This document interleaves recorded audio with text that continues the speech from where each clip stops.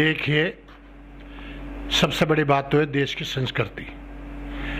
Cinema में जो देश की हमारी संस्कृति है, ऋषि मुनियों की संस्कृति है, जो सही है, जो पाखंड है, मिलावट वाली पुस्तकें नहीं, उन पे आधार पे सीरियल या पिक्चर बननी चाहिए और देशभक्ति पिक्चर बननी चाहिए। यहाँ पूरा इस्लामीकरण हो रहा है। इस्लामीकरण यहाँ तो 15 साल 20 साल बाद नए नए भगवान पैदा हो जाते हैं, ठीक है। और ये लोग जो हैं, हिंदुओं की गलती है कि और गैर मुस्लिमों की गलती है कि ये कुछ भी पिक्चर बनाते रहते हैं और कोई विरोध नहीं करता। मैं कह रहा हूँ मोहम्मद साहब पे एक पिक्चर बना के दिखा दे, एक सीरियल बना के दिखा दे उनकी सच्चाई पे, देखो कैसे गर्दन कट जाएगी। यही जज जो है ये उनके फेवर में फैसला देंगे। देखा नहीं अभी जो वसीम रिजवी ने जो आए थे, जो 26 आयते पे करा, जज ने क्या बोला जज साहब ने 50,000 रुपये जुर्माना कर दिया। मैं कह रहा हूँ उस जज ने कभी कुरान पढ़ी है? उसको पता है? लाओ मेरे सामने जज को, दिखाओ, पढ़ के बताओ। अरे किसी को बोलते हैं तेरे को जान से मार दूंगा, 506 की धारा लग जाती है, वहां तो सबको कत्ल करने की बात कह रहा है अल्लाह। अरे वो जो है उसको जो 50,000 रुपये जुर्माना करेगा, ये कानून है क्या है? ये फैसला देंगे लोंडा लोंडे से शादी कर ले, ये संस्कृति को बर्बाद कर रहे हैं ये वामपंथी हैं। लड़का लड़के से शादी कर ले, एक लड़की शादीशुदा है वो किसी से भी संबंध बना ले, ये तुम्हारी संस्कृति को मिटाने के लिए बॉलीवुड से लेके तुम्हारे जज पज कोर्ट कानून सब भारत की संस्कृति को मिटाने पर लगे हुए हैं। इनसे निपटना होगा तो जागना होगा, लठ लगो तैयार, और कोई रास्ता नहीं है। ये तैयार रखना पड़ेगा सबके लिए।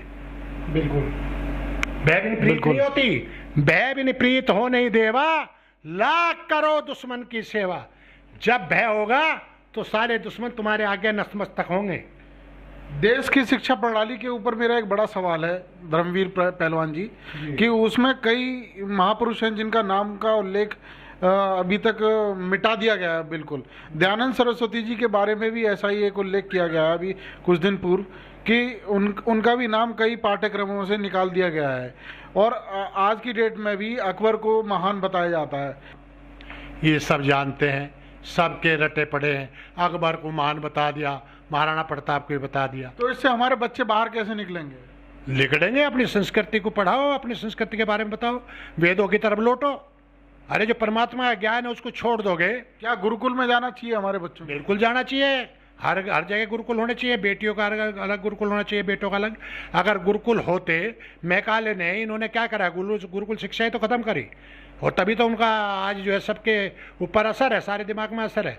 सब जो कोई इंजीनियर बनना चाहता है, कोई जो है IAS बनना चाहता है, कोई किसान बनना चाहता है, क्या बताइए कौन चाहता है? तो अपनी संस्कृति को पढ़ना चाहता है क्या जब IAS सर ये वो नहीं था, या देश नहीं चलते थे, कितना खुशहाल था भारत जो है, आर्यवर्त कितना खुशहाल, सोने की चिड़िया बोलते थे। और जब गुरुकुल शिक्षा पद्धति थी, गुरुकुल शिक्षा पद्धति होते ही अब कर्जदार बैठा देश। क्यों? लोकतंत्र को चाटोगे, खत्म करेगा तुम्हारी संस्कृति को लोकतंत्र। यहाँ जो है राजा होना चाहिए और दबंग, पिछुंडे में मारे लठ। मैं गलत काम कर रहा हूँ तो मुझे टांग दे सूली पे, अगली बार कोई गलत काम नहीं करेगा मेरे परिवार में से, ठीक है? कोई भी हो, मैं हूँ, कोई भी हो, सबके लिए एक कानून। अब ये जनसंख्या नियंत्रण कानून चल रहा, जनसंख्या नियंत्रण कानून बनाओ, जनसंख्या बना लो, जनसंख्या नियंत्रण कानून बना लोगे, बना दिया। उसका तो 4 बीबी का हक है, 2 करेगा, 8 हो गए उसके। तुम क्या करोगे? बना लिया जनसंख्या नियंत्रण कानून, 4 बीबियों पर बनाना पड़ेगा। अरे एक देश एक कानून, सबके लिए, गरीब के लिए शिक्षा फ्री, उसके लिए जो है ड्रेस फ्री, वजीफा दो, स्कॉलरशिप दो, आने जाने का सब दो, बढ़िया पढ़ाओ, सबकी शिक्षा एक सी, सब बच्चों के कपड़े एक से, सब बच्चों के पढ़ाने वाले आचार्य एक सा पढ़ाए, सबको राजा हो या रंग हो। देखते कैसे जातिवाद रह जाता है, कैसे एक दूसरे से प्यार नहीं होता। ये तो नाश की जड़ है जो कर रहे हो तुम। धर्मवीर पहलवान जी, अभी 2022 का चुनाव नजदीक है उत्तर प्रदेश में, और अभी ओवैसी ने कहा है कि उन्हीं का मुख्यमंत्री होना चाहिए। बिल्कुल सही कह रहे हो, उनको यही तो करना है।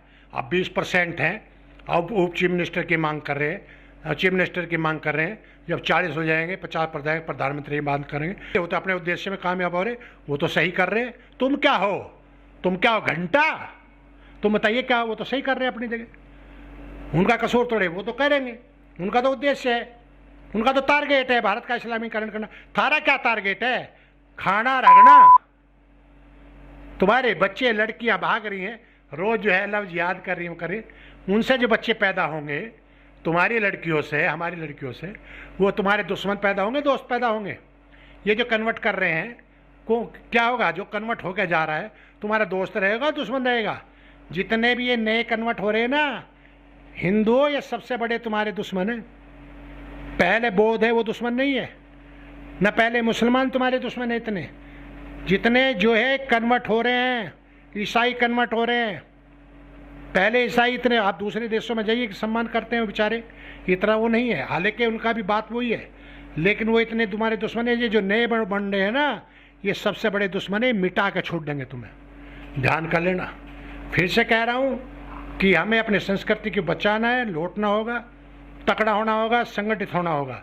कोई भी अन्याय कोई भी करे, राजा हो या जज हो, सबको जो है कानून के दायरे में ला के सबको सजा मिलनी चाहिए। मैं गलती करूं तो सबसे पहले मुझे टांग दो, दोबारा गलती नहीं करेंगे, सरेआम टांग दो। वैदिक संस्कृति ये बोलते हैं मनुस्मृति में, ये संविधान है। संविधान का मतलब क्या होता है? संविधान, सबके लिए बराबर विधान। क्या है सबके लिए बराबर विधान है? यहाँ मर्डर का कानून है, रेप का कानून है, चोरी का कानून है, सारे कानून है, फिर भी क्यों हो रहे?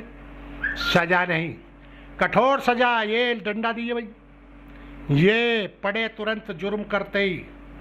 ये डंडा तो धर्मवीर जी जेलों में भी होता है। हाँ तो बजाय ना, ये तो एक प्रतीक है। तो लेकिन वो फिर से बाहर निकल आते हैं। हाँ तो आएंगे ना, कानून ऐसा यहाँ का। मनुस्मृति कानून लाइए ना, मनुस्मृति लाइए, मानव मात्र का संविधान है वो, खाली हिंदुओं का नहीं, जितने भी दुनिया में मनुष्य हैं सबका संविधान है वो। और आपने जिक्र करा था महर्षि देव दयानंद के बारे में। महर्षि देव दयानंद का एहसान मानव जाति के लोग कभी नहीं तार सकते। उन्होंने किसी एक का भले की बात नहीं करी, पूरे मानव जाति के भले की बात करी। पाखंड को छोड़ो, उस परमात्मा की तरफ लौटो, सच्चाई को अपनाओ, असत्य को छोड़ो, ये बात करी है उन्होंने।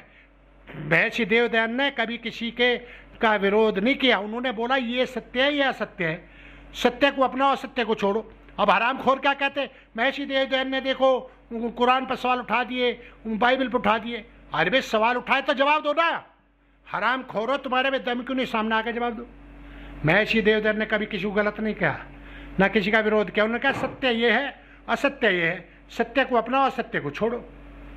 हाँ, मनुष्य मनन करने वाले बुद्धि दिए परमात्मा ने, खुद सोचो, और शास्त्र नहीं समझ में आए तो अपने विद्वानों से बात करके सत्य को अपनाओ, ये बात कही उन्होंने।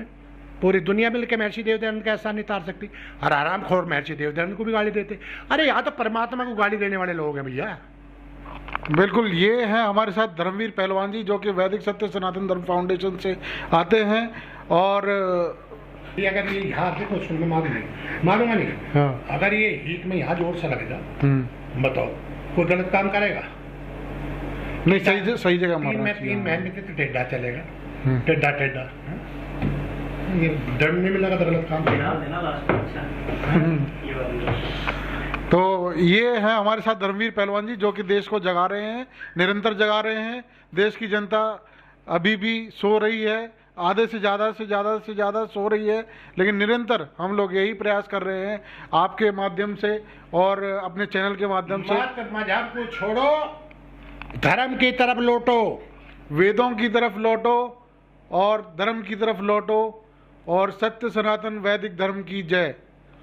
इसी के साथ USRB न्यूज़ की ओर से मैं प्रवीण सिसोदिया आपसे इजाज़त लेता हूँ। धन्यवाद।